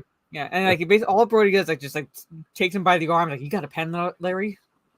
A pen? The pen. confusion on the mayor's face, pen? Just yeah, pen. You're gonna do what you're good at. You're gonna sign this? And he's like, I'm not sure I could do that. And then he starts muttering about August and he's like, Larry, summer's over. You're the mayor of Shark City. People think you want the beaches open. Yeah. How he ever got reelected after that? I don't know. Small island. I can only imagine, but at the same time, it's this is why, again, I wish they had kept this certain scene in Jaws 2 where he's the only one backing up Brody, because in this exchange, you also now he's also woken up to the reality of the situation, because he says, my kids were on that beach too. Yeah, and what go were you? Yes, my kids were on that beach too. And then he goes sign because at that point it's you're gonna hire Quinn and you're gonna pay him what he wants. There, get this so. There. Yeah, they're from New York, pretty much. Yeah. Hey, Stoker, I love Jaws. Hope you had a good 4th. Thank you. Hope you had a good 4th as well. Yeah, he seems like a changed character. He's now been hitting with that, hitting hard in the face with the reality. That the shark that they caught was not the shark that killed Alex Kittner. There's another shark out there. Now we have another death.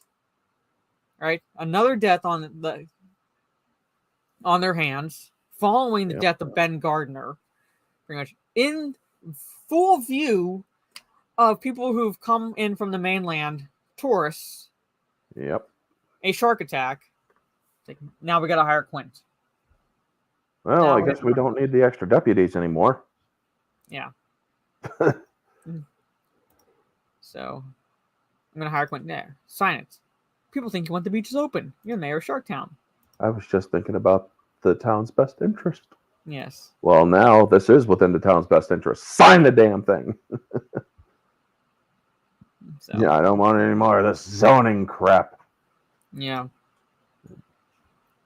And you really feel the tension between Dreyfus and Shaw in this scene, pretty much. Right? Yeah. And this is Shark Moonshine, folks. Yeah. I love when Brody's when like Quint gives it to Hooper and Brody's like, "Don't drink that." And he drinks it anyway. It's like, "Don't drink that." And it's like, oh, now he's gonna, or now it's like, oh shit. Yeah. That's our Soul Assassin. That's my backup Twitter, by the way. The other one is Orange Hat Brody spits Patriot. it out, and they don't drink that. Yep. Can't get a good man these days under 60. That's what a lot of war vets would say. Yeah. So anyway, I'm gonna get to like the boat scenes. Yep, he's gone under a boat. Oh, it's too easy. He's trying to save face. Yeah.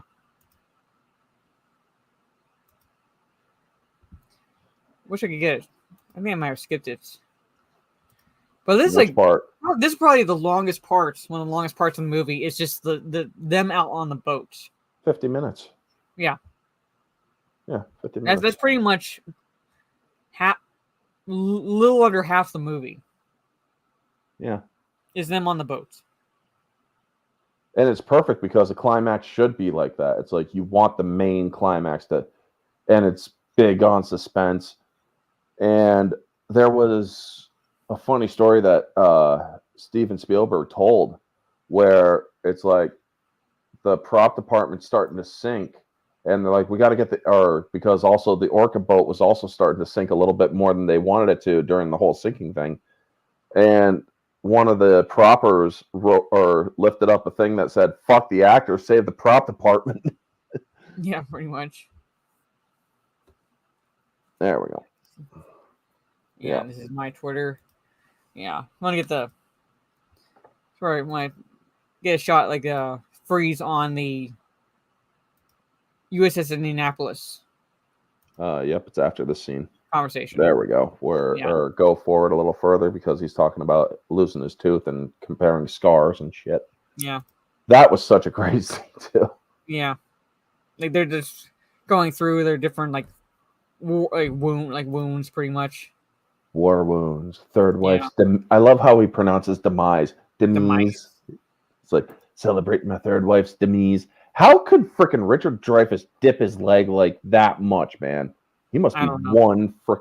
Either that is a prop leg, or I'm guessing it was a prop leg because of how well it just kind of bends almost backward. It is the story about the USS Indianapolis, pretty much. Yeah. Tinian or at least Quint's story. Should we risk it? It'll play a little too long, and it would be a risk. Yeah. I wish I could find the text. Here's a little bit of trivia for it. The movie, via Quint's story, greatly distorts the true story of shark attacks on the men on the USS Indianapolis. In an oral history conducted by the U.S. Navy Bureau of Medicine and Surgery, Navy Captain Lewis L. Haynes recalled, "Honestly, in the entire 110 hours I was in the water, I did not see a man attacked by a shark. They seem to have been satisfied with the dead." Captain Haynes also says that 56 mutilated bodies were recovered, but that there was nothing to suggest that any more than a few were bitten while alive. Another survivor was quoted as saying, "The sharks were going after dead men. Modern shark behaviors explain that sharks avoid taking risks. They prefer a meal that won't fight back. In many shark reports from World War II, a floating sailor could scare off a curious shark by hitting it or churning the water with his legs. The modern U.S. Navy has no formal shark attack curriculum." Let's see. And most of the time, folks, the reason why the shark went after Alex Kittner, mistaken identity. Mm-hmm. Because it thought it was a seal. On August 19th, 2017, 42 years after the movie Jaws brought the story of the USS Indianapolis to light, Microsoft co-founder Paul Allen located the wreck of the USS Indianapolis in the Philippine Sea at a depth of over 18,000 feet. Yep. And I read that. When was the Indianapolis declassified? Because I believe they did say a year before. When was the Indianapolis? It says the quaint character story of the USS Indianapolis story contains several inaccuracies, including the statement that sharks took 600 sailors. Most were killed by sharks, while others died from drinking seawater, swimming away, drowning, and murder. Some sailors, due to madness caused from drinking seawater or other reasons, would attack or attempt to kill others. In self-defense, the attacking sailors were fought off or killed. So, but anyway, still a very good story. Still a very good story in this movie. Like I said, I wish I could play it because it's told quietly. Like it's like by Robert Shaw that you almost believe he was there. He's actually recounting a memory. And he's like, basically, they delivered the bomb, the atomic bomb that was dropped on Hiroshima. Like, that was the USS Annapolis' mission, but it was so secretive that they weren't reported essentially missing until several days after they failed to report. We weren't listed overdue for over a week. Yeah. That's how secretive this mission was. Yep, they were delivering Little Boy. Yep. So. Bombing secret. And he did this in one take. Because the initial take he did, because he was intoxicated, they couldn't use. So this whole story is done in one shot by Robert Shaw. Here's the thing, Trey. When he's not emoting much, he doesn't, or maybe not facially, but listen to his voice. He's pretending to be inebriated. 1, 2, if you look in the way he is acting like he is actually seeing it again in his head of what went on. This should have gotten a freaking award. Robert Shaw should have gotten. Yeah, just his delivery alone. Like I said, like you could believe that he was actually recounting a memory. Yep. And reliving it as he's going through what happened. Lost 100 men. Don't know how many sharks. Maybe 1,000. They average 6 an hour. Yeah, like I said, 1,100 men went in. 316 came out. Yep. And then this is a slight, or it's also June 30th, not June 29th. Mm-hmm. So, and he's like, I remember now just how I delivered, the worst fear he felt was waiting for his turn whenever that rescue ship did find them, because it was basically just happenstance, according to a story that they were found. Look for the scene with the shooting star, which is shortly after this bit here, where Brody pulls his gun. Yeah, hold on. It's like a couple minutes, or it's like 2 minutes ahead. Or 3 minutes ahead. It's hard to. I'm just going in 10-second intervals, just. Well, you're going to be doing that a while. Okay, it's still night. There you go.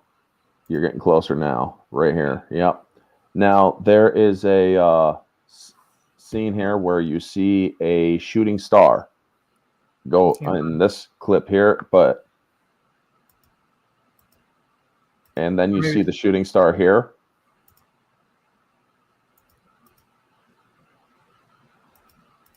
So I noticed it when I was watching it today. Yeah. I finished watching the movie.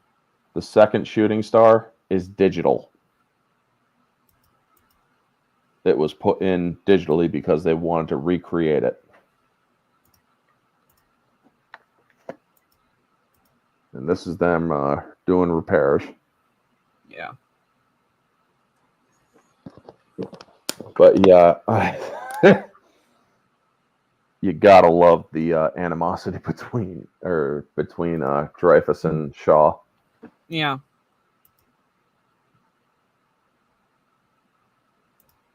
We didn't touch upon this, but earlier when the tension between Dreyfus and Shaw, when Shaw's like Quint is barking out orders and Hooper is steering the vessel, and he's mocking Quint. Yeah, aye sir, aye sir. I don't take this abuse much longer. Hey, your head's bleeding. First aid's there. So I think the shark has 3 kegs attached to him, and it still manages to go underwater. So, and I never realized until like in my 20s when I watched this film that they were air kegs. Mm-hmm. Yeah, which that's why I said would have prevented him from going under. Yep, would have kept him up at the surface area, preventing him from being lost in pursuit. Mm-hmm. I wish I could. I'm trying to get to Quint's death because we're coming up about. Oh yeah, Cooper goes down in a cage. This also scared the hell out of my mom. Yeah, because this is supposed to be. I don't want to say shark-proof necessarily, but it's supposed to protect Hooper. Anti-shark cage. Yeah, and the shark dismantles it. Yeah. I mean, easily. It's busting it up. Yes, easily. Fun story about this while you're going for the Hooper or for the Quint scene. They had a little or a smaller person to shoot the underwater sequences for the distant shots, and a real great white, where you see the shark struggling on top of the cage. Mm-hmm. That shark tried swimming over the cage and got stuck, and the actor who was or at that time Cooper had were definitely, or you got to go backward now. Okay. Well, but he got on the ship, and the great white's tail flung forward, smacking him in the face. He thought he was bleeding, but it was something else. And he said, "I am not going back into that water," because when you see certain shots, because they intercut between the puppet and a real shark in this, and they did so very good as well. Yeah. And they actually used shots of a great white. Yes, this is Quint's death, which is, like I said, in comparison to the other deaths in this movie, is the most gruesome. Because this is the one where we actually witness the shark eating and dragging Quint on, dragging him under, like, obsessively to eat him, pretty much. Because everything else, we've seen the victims go under, but we haven't necessarily seen a lot to it, pretty much, with the exception of the Boy Scout leader, where we see the leg fall to the bottom of that part of the pond area, pretty much. Yes. Everything else is either described to us essentially or left up to the imagination. Where this is full blown, give it to us. Yes. And I love the sound the shark makes as it goes back, or after it kills him.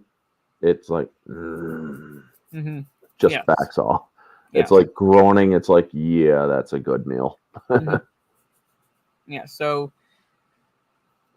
Quint meets his demise, and I couldn't help thinking morbidly so today. It's like, well, the mayor doesn't have to worry about paying $10,000. Yeah, I know, right? Although Brody should freaking cash in on that shit. It's like, yeah, I killed that shark, motherfucker. Pay me. At least the three. Well, I mean, they probably already paid the fishermen, assuming that they thought the tiger shark was the one that killed Nurse. But I was going to say at least the 3,000 bounty, because they killed the actual shark.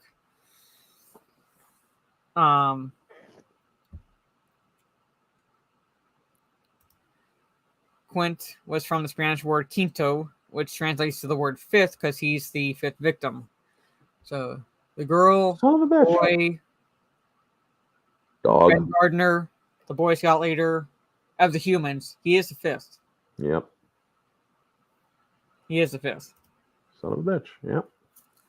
So of the Justice for three, Pippet. yeah, justice for Pippets. Like screw the humans, justice for Pippet, pretty much. Yeah. Why isn't he counted as one of the victims? But anyway, so of the three, like Quint's the one that is killed by the shark, and I love just the whole climax. Like this shot here, and Brody, realizing that the shark has a tank in its mouth. So I love when Brody says, "Like, smile, you son of a bitch." Yep. The shot before the money shot that kills the shark, he actually shoots the shark in the snout. Yeah. And also, folks, if you notice, you can see that the shark has rubber teeth. Yeah, When I it wish I bites could play. people. I wish I could play Quinn's death, but I can't. Yeah. So We definitely get pulled right, or yeah. So climbs up there. comes and he up. knows- It's like, So they basically it's like man versus nature. Literally right here. and the way that Peter Benchley describes his novels is that it's an everyman or an everyday man put in an extraordinary situation. And if you pay attention to the movies of his that were, or the books of his that were translated to film, Jaws, Creature, and what was the other one? The one with the squids. Well, anyway, they're all everyday men. Mm-hmm. Yeah. Like here, like general trivia for this scene is like when Roy Scheider was trapped in the sinking Orca, it took 75 takes to get the shot right. Scheider did not trust the special effects team to rescue him in case of an emergency, so he hid axes and hatchets around the cabin just in case. Yeah. Steven Spielberg had the Orca.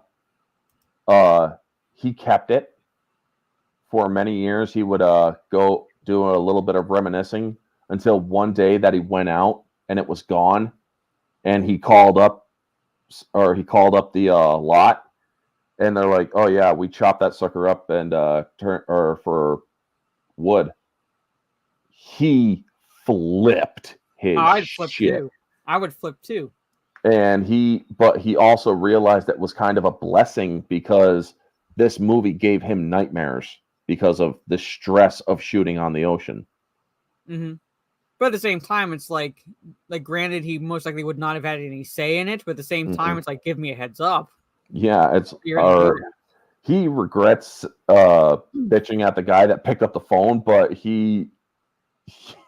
holy crap, when I saw this today, it's like, I would have been doing the same thing. Yes. So. But also, fun fact, the Orca was a ship that was originally known as the Warlock. Mm-hmm. So it says, factual error, gray sharks cannot move backwards once their gills are underwater, as seen towards the end of the film. Yep, because it would cause a backflow, which would cause the shark to basically have the equivalent to a stroke. Yeah, hell of a story for the guy who answered the phone. Got bitched out by Spielberg. Yes. I wouldn't like it at the time, but I'd be going out and go like, guess what? I got bitched out by Spielberg. That dude, with the way that Spielberg described it, I'm pretty sure that dude was in a fetal position in the shower every night for the next week. It's like, holy shit. It would be a hell of a story to like turn out. But at the same time, it's like, yeah. I'm just the guy that answered the phone and told them what happened, and it's like, oh my god, he just lit into me like a freaking Roman candle. Yeah, pretty much. And like basically, this is not the end shot of the movie, but he hits the tank that the shark has in its mouth, and Hold on. 1, 2, 3, 4, 5. Yeah, right there. And next. Like a smile, you son of a bitch. Which I almost made that line on the tag on the thumbnail, but I chose it. You're going to need a bigger boat. Money And shot. and Bruce is no more. Also, Steven Spielberg did a movie about a truck. Duel. Yep. The sound of the truck going over the bridge groaning is the same sound that is used for Bruce or for Bruce's death groan in this under the water after you see the shark sink. No, this is not where we got the roar trait. When the shark stuck its head up above the water just before Quint put a spear in his chin, that's where you get the roar. So didn't Duel have was it Dennis Hopper I think so. as the one that the truck is going after, pretty much. Yeah. Yeah, Shark 'cause there's one scene I remember in that movie again that I don't like, but again, it's my nitpick with anything that happens to animals. So, because there's a scene in that movie where the truck Dennis Weaver. Yes, thank you, Dennis Weaver. That's what I was thinking, Dennis Weaver. Yeah. It drives through this not roadside attraction, but like, you know, where you could like buy exotic pets sort of situation, and just drives through the animals. And I was like, I'm done. I wasn't like checked out of the movie, but I was like, nope. Yeah. I remember that scene clearly. I was like, nope. But yeah, another fun fact, folks. The credit sequence shows them getting all the way into shore, standing up, and that's when the credits end. And that's when the movie is fully cut off. Yeah. In this movie. So, because Hooper emerges from the ocean, and since the orca's no more, they have to basically use parts of the ship, the vessel, as a buoy to swim actually to shore. With 2 barrels left. Yes. Also, original from the books, or the book, the shark dies from its wounds, and also Hooper died as well. Mm-hmm. So, yeah, I'm kind of like that. I'm not fine with it, but like you know, it's like if I see humans die in movies, I'm like, whatever. But dog, no, especially since I have a dog, I'm like, nope, I'm out. I've had too many deaths in my life to actually be overly sensitive to certain deaths in film. Believe me, I am broken up over a lot of the pets that I had, but now if I see a dog, or if they have a dog die in a film, it's like, oh shit, that sucks, but you know, I guess you just gotta I guess you get emotional if you currently have the dog. Yeah. So, but even then, I'm like my mom. Like, she doesn't like seeing it, even in movies, and like I don't. Yeah. So I'm very much like her in that regard, and I like how they're just having conversations. They're paddling, like kicking, keep kicking. You know, I used to hate the water. I can't imagine why. Yeah. So, and that's where essentially the movie ends. The credits start rolling, and it's also still a time when credits were short. You didn't have to thank everyone and their mother who worked on the film. Literally, like 3 minutes of credits. Yeah. That's it. So, yeah, that is Jaws. We could not exactly get into everything trivia-wise or movie-wise because we would be here for a long time. Oh, yeah. There's a lot to break down in this film. Yep. But we'll be talking about the sequel next week, Jaws 2, which I think is like I said, a decent sequel to the first movie. Is it comparable in terms of quality to the first movie? No. I would say no. It's a little bit of a downgrade, but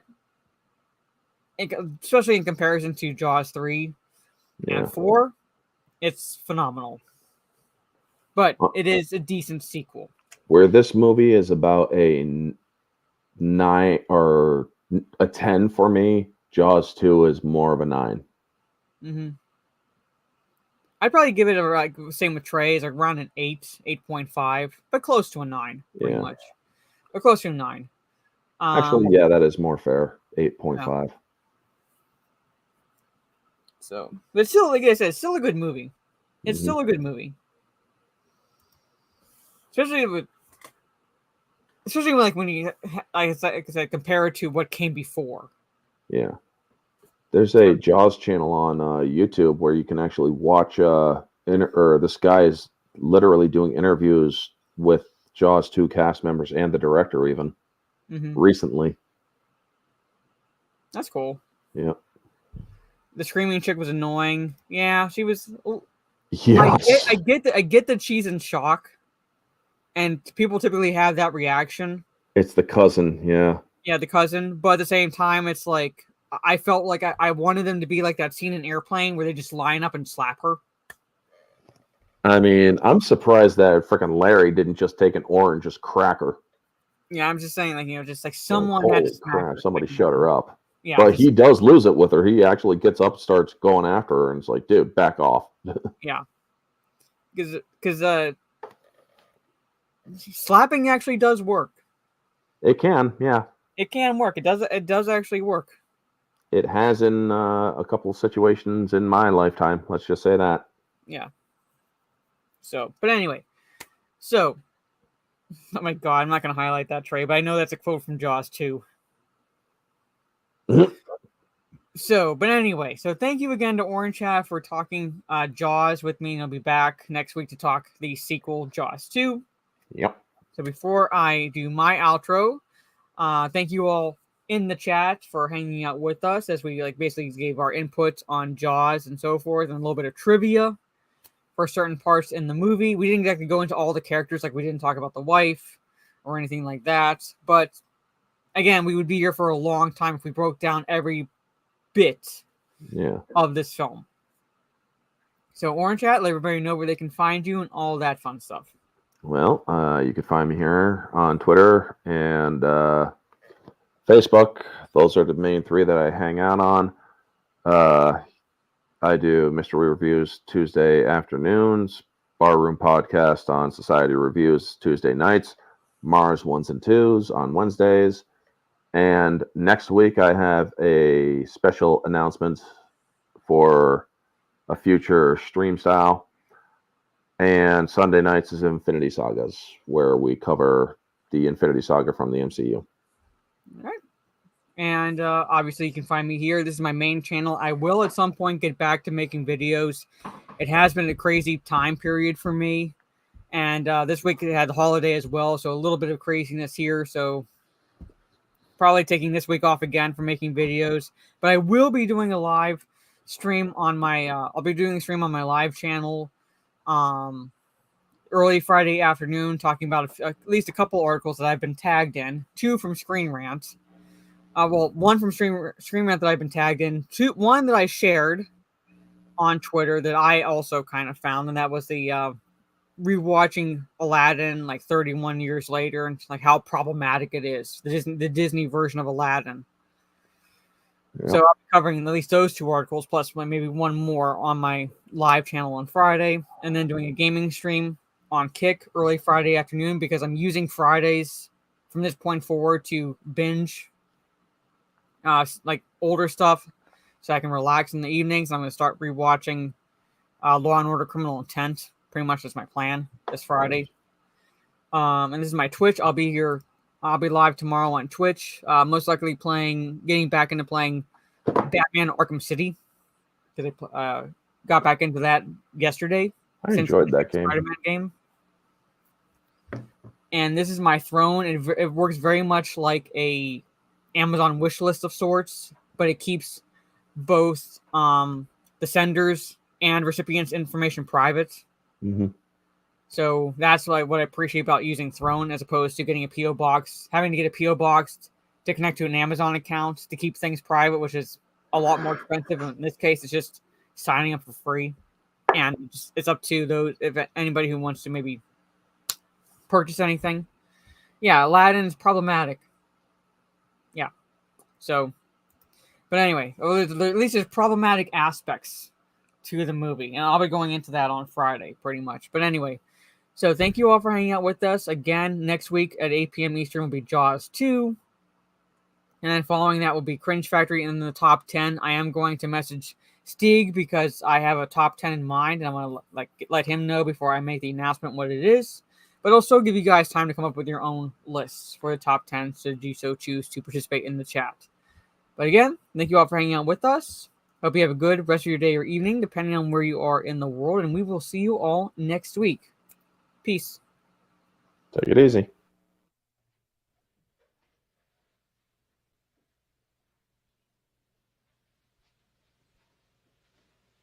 You're still here? It's over. Go home.